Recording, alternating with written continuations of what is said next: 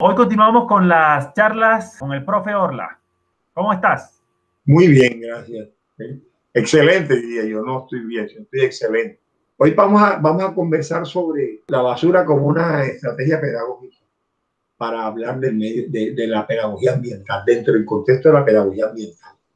Nos vamos a referir, en la primera parte, nos vamos a referir a lo relacionado con la noosfera, o sea, todo lo que la mente humana ha creado para desarrollar la vida cotidiana en el mundo moderno.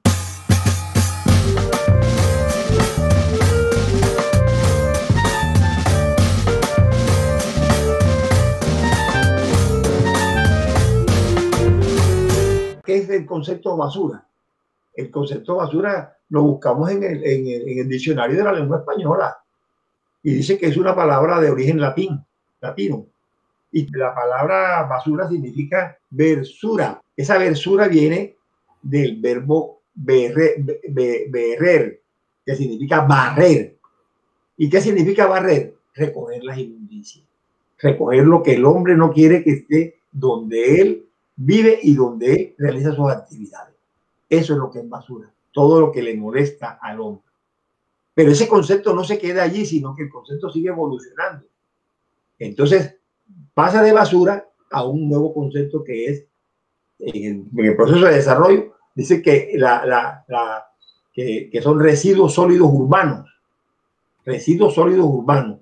Ya no es basura, sino residuos sólidos urbanos. Y después avanza mucho más, que es la gestión integral de los residuos sólidos, que es el concepto más amplio que se tiene sobre eso. En ese concepto de la gestión integrada de los recursos sólidos, allí cabe también la pedagogía ambiental, que tiene que ver con la parte de la formación y de crear las condiciones para un espacio limpio para que el hombre viva dignamente, sin importar la clase social. Ese es el concepto más amplio que hay sobre la apreciación de lo que es la basura. Sucede que la basura significa, bueno, ya lo dijimos, lo importante de esto está en que ha ido evolucionando el concepto y estamos en el plano de la noosfera, del plano que todo lo que el hombre humano, lo que la mente humana ha creado y lo ha puesto al servicio del hombre. Entonces, bueno, listo. ¿Qué entra allí? Entra la economía, entra la política, entra las matemáticas, entra la salud, entra el ordenamiento territorial. Todas estas cosas van a contribuir y algo más, también entra la calidad de los materiales que el hombre va desechando. Esas calidades de los materiales se pueden procesar para convertirlo en un recurso que después se pueda transformar en otras cosas, en otros artículos que el hombre necesite. Ese es el concepto más universal que tenemos de lo que es el proceso de la basura y cómo la sociedad tiene que organizarse para que ese trabajo que se hace en las ciudades sea más fácil. Entonces, desde la casa se comienzan a organizar los diferentes tipos de canecas y los diferentes tipos de recipientes que se van a colocar para recoger los desechos que van a producir. Y se van a sacar en diferentes días de la semana. Yo creo que en Bogotá ya lo están aplicando. Y aquí en Barranquilla comienzan a aplicarlo también. Bueno, entonces, ese es en términos generales lo que es el concepto de lo que es el manejo de los desechos urbanos. Viene entonces, ¿qué es lo que es la pedagogía? La basura como un recurso pedagógico para crear un nuevo tipo de cultura. Eso es lo que viene ahora. Entonces, ¿qué es eso? Entonces dice que el proceso que conduce a producir de una manera razonada, sistemática y especializada una cultura vigilante de un entorno limpio, un cuerpo sano y una sociedad en donde los diferentes estratos sociales vivan dignamente. Ese es el concepto que vamos a manejar nosotros sobre lo que es la basura como un recurso pedagógico. Dicho en otras palabras, es todos los procesos que hace el hombre para no tener esas sustancias desagradables cerca de la sociedad humana.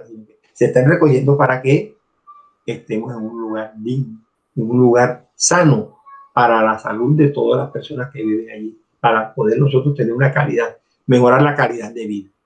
Eso es el término de lo que nosotros vamos a hacer. Vamos entonces a mostrar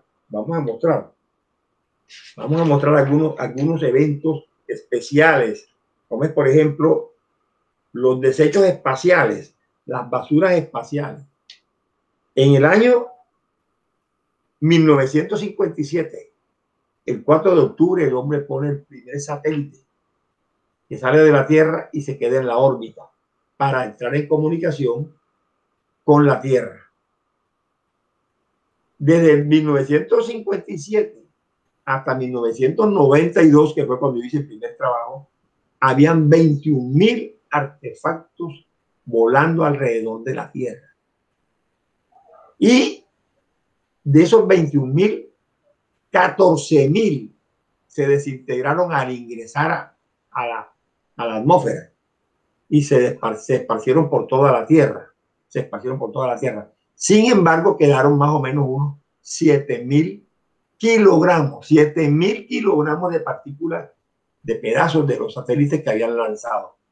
Eso estaba generando, ya estaba en 1992, que fue cuando yo elaboré el primer documento, estaba afectando a los vuelos espaciales porque impactaban las piezas que quedaban flotando en la atmósfera, impactaban a los satélites y los estaban averiando. Imagínese usted ahora a estas alturas cómo será el cuento, donde han estado no solamente ya Europa y los Estados Unidos, sino que ya la China y una gran cantidad de países están poniendo satélites en la órbita. Entonces eso es el caos. Hay una cantidad de basuras espaciales. Son las basuras, digamos así, de los sectores más adelantados, porque los vuelos satelitales son unas inversiones inmensas y además de eso son con una tecnología de punta, nunca antes usada. Eso hace parte de las primeras basuras que tenemos.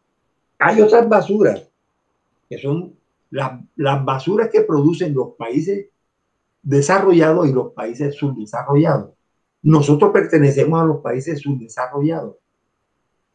Los países desarrollados elaboran una cantidad de productos que en su mercado normal pierden vigencia y se convierten en obsoletos, y por lo tanto esos productos nos los trae al tercer mundo y los convertimos entonces, los países del tercer mundo los convertimos en receptores de esa cantidad de materiales que no les interesa a la gente de los países desarrollados. Entonces nos manda para acá drogas, nos manda para acá alimentos, nos manda para acá insecticidas, fungicidas, una cantidad de sustancias y de productos que no tienen utilización ya en el mercado de los países desarrollados. Por ejemplo, las lavadoras se pierden rápido la continuidad y entonces eso que no lo compran allá lo traen a los países del tercer mundo. Nos convertimos en unos receptores obligados, porque los gobiernos generalmente del tercer mundo son condicionados por la superpotencia, como Alemania, como Holanda, como Inglaterra, como los Estados Unidos. Ahora la China está produciendo miles de productos que no tienen utilización en la misma China, sino que nos mandan para el tercer mundo. Seguimos siendo todavía receptores de esos productos. Hay otro tipo de problemas también. Es que nosotros vamos, el volumen de basura, el volumen de desecho que producimos, el número de basura que producimos va a variar según la época también. Por allá en 1960, el volumen de basura per cápita era de los países desarrollados 1.2 kilos por habitante día. Aquí en Barranquilla, para esa misma época, era prácticamente insignificante, muy bajo. Para el 92, esa cantidad se aumentó un poco en los países desarrollados, pero aquí quedábamos con 0.5 kilogramos día de basura en una ciudad como Barranquilla, en una ciudad como Bogotá. Hoy en día, esos kilos de basura que se producen en los países desarrollados están por encima de 2 kilos habitante día, mientras que aquí nosotros en Bogotá y en Barranquilla estamos en 1.2 kilos habitante día, aproximadamente.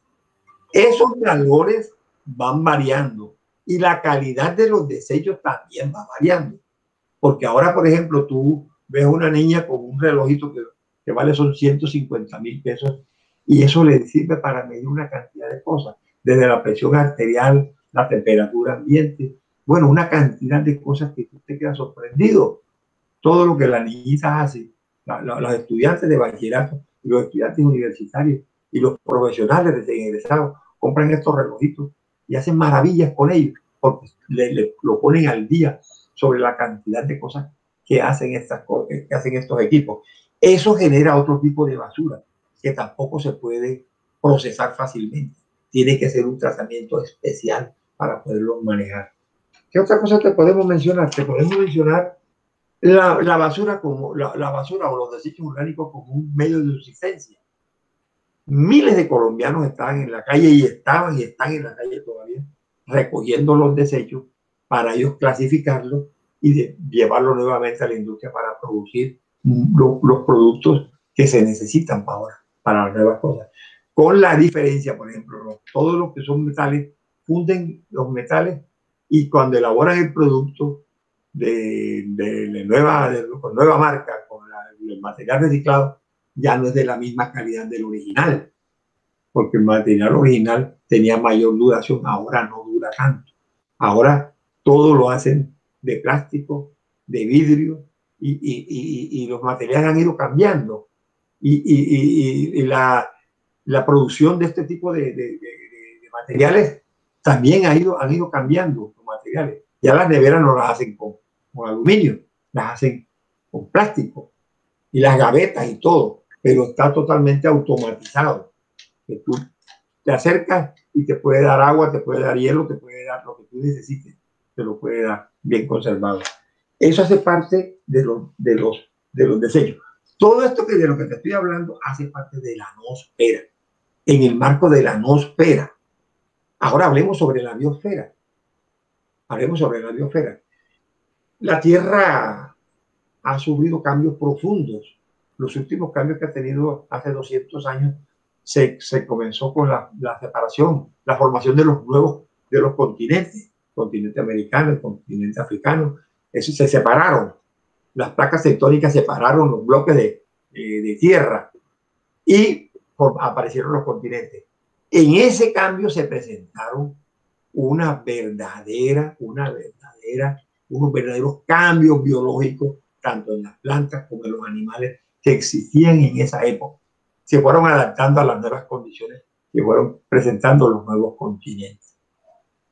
Esto permitió que de 200 años para acá, 200 millones de años para acá, la Tierra ha tenido un cambio profundo, porque desaparecieron una gran cantidad de animales, desaparecieron una cantidad de plantas, pero aparecieron otras que se fueron adaptando y que fueron resistiendo y se fueron acomodando a las condiciones climáticas. Entonces, entre los cambios generados por la evolución del hombre, que hace más o menos unos 10.000 años comenzaron los cambios, y ya en la parte final el cambio ha sido tan vertiginoso que va más rápido los cambios en la noosfera que en la biosfera. La biosfera sigue desarrollándose de manera lenta.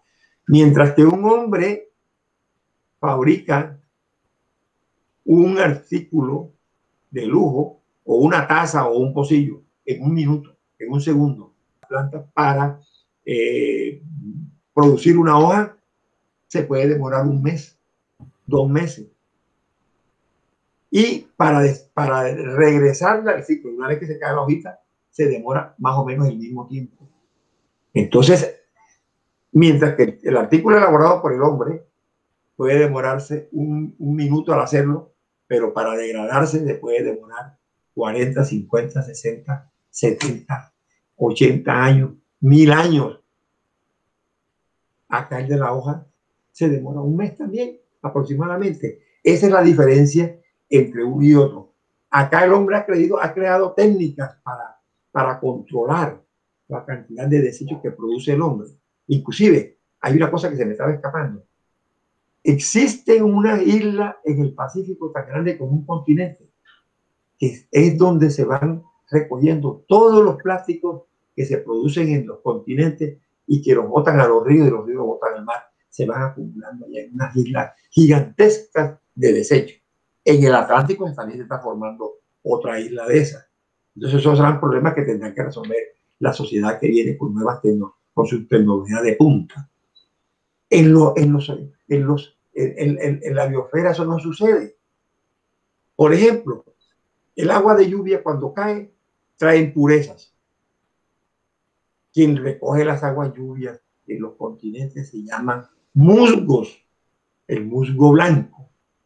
Ese musgo blanco almacena 17 veces su peso en agua. Significa que 1 gramo de musgo es capaz de guardar 17 gramos de agua. Pero no solamente te la guarda, te la retiene y te la va soltando poco a poco, sino que él produce una sustancia que se llama eufanol que sirve para desinfectar el agua y se la devuelve totalmente limpia para que tú la consumas. La naturaleza tiene sus propios mecanismos de limpieza. Y lo mismo pasa con las aguas de los ríos turbios, como el Magdalena, el Cauca, el San Jorge. Esas aguas que salen de las partes altas de la montaña, cuando llegan a la parte baja, se riegan y llenan grandes espacios de tierra que se llaman ciénagas. Esas ciénagas tienen una vegetación especial, que son las tarullas, las eneas, que se encargan de limpiar todas las impurezas para hacer que el agua siga corriendo de manera purificada. Entonces lo que contaminamos, lo que contamina el hombre, la naturaleza lo va limpiando. Un papel maravilloso que tienen estas especies. Son miles de pruebas que han hecho para demostrar que sí se puede limpiar la naturaleza de esos contaminantes. Miren esto. Los gallinazos son carroñeros. Se comen todo lo que se va muriendo. Todos los animales que se mueren se los comen. Los hongos se comen los vegetales para devolverlos otra vez a su materia prima, para formar suelo, para dar otras formas de vida. Pero además de las eso es a nivel del continente. Debajo del agua están los cangrejos, el carcinoma, el cardizoma. El cardizoma es un cangrejo que se alimenta de todas las mortecinas que hay allí. Pero también hay otros cangrejitos que se llaman camarones, que se alimentan, el queneu, se alimenta de los animales muertos de las aguas. Y en las aguas dulces hay también un cangrejo que se llama Macrobrachius y otras variedades de cangrejos que se alimentan de los animales muertos de las aguas. O sea que la naturaleza tiene, tanto a nivel continental como a nivel acuático, los mecanismos para descomponer los cuerpos que se van muriendo y van contaminando las aguas. Eso es a grandes rasgos lo que sucede. Pero también hay otro tipo de organismos que controlan todo este tipo de cosas. Las bacterias juegan un papel bien importante en esto. A grandes rasgos sería eso, la pedagogía ambiental. Pero hay otra cosa que se me estaba escapando, tiene que ver con el cuerpo humano, cómo va a subir. El hombre produce unas sustancias que son saborantes, unos alimentos que son altamente procesados, y al hacer ese procedimiento largo generan desbalances nutricionales en esos alimentos. Tú puedes consumir azúcar, que es totalmente cristalina, pero está cargada de sulfuros, que son deteriorantes para la salud humana, y que el organismo, para poder eliminar todo lo que se le inyecta, se consume a través de los medios de información, incentivan a los niños y a los adultos a consumir esto. Ahora casi todo el mundo está desayunando con cereales. Vaya a mirar qué es lo que contiene cada cereal para que se dé cuenta usted de los alimentos que está consumiendo. Vaya a mirar la calidad de leche que está consumiendo, la calidad de leche que está consumiendo, en polvo o en líquido, para que vea usted que no son las mismas, porque las vacas ya no son las mismas. Las vacas también han sido modificadas. Y lo mismo pasa con los cerdos, y lo mismo pasa con los pavos, y lo mismo pasa con las gallinas y con todo, con los pollos. Son alimentos altamente procesados. Los pollos duran 40 días para ser sacrificados, un promedio de 40, 30 días, 35 días, pero van cargados de hormonas porque están encerrados, hacinados en pequeñas áreas.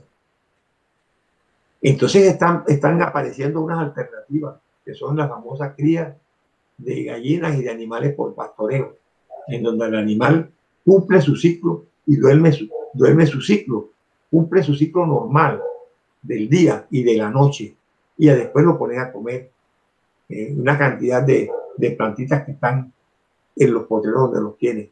Están criando cerdos. En España tienen grandes cantidades de cerdos para producir los jamones que se alimentan de bellotas. Los tienen como si fueran un ganado porcino, y lo cuidan y lo tienen para que dé esos perniles tan exquisitos, de jamones tan exquisitos, perdón, los españoles. Para despedirnos, yo te preguntaría, por ejemplo, Japón. En Japón no hay canecas en las calles y no encuentras tu basura en las calles. Significa que la cultura de ellos está más evolucionada en esa arista desde ese punto de vista. Sin embargo, pues Japón tiene mucho desarrollo tecnológico. ¿Sí? ¿Tú qué opinas? Lo que pasa es que los japoneses es una cultura totalmente diferente a la nuestra.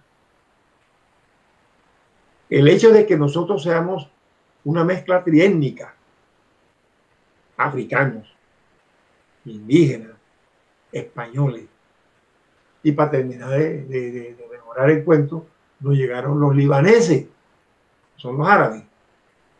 Y ya no somos 3, somos 4.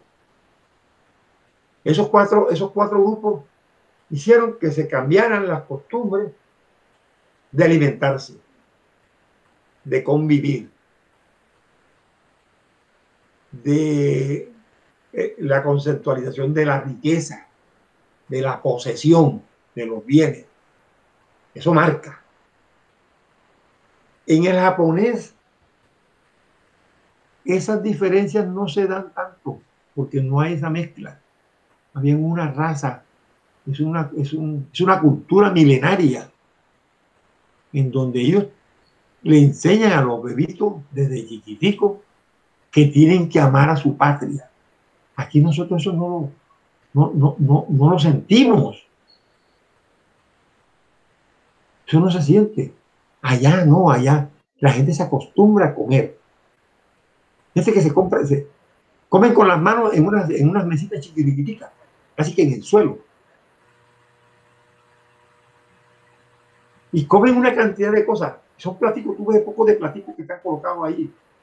No comen un solo plato acá. Nosotros tratamos de comer un solo plato, o poner varios platos para que la gente vaya tomando porciones que necesita, dependiendo del número de personas que tenga la familia.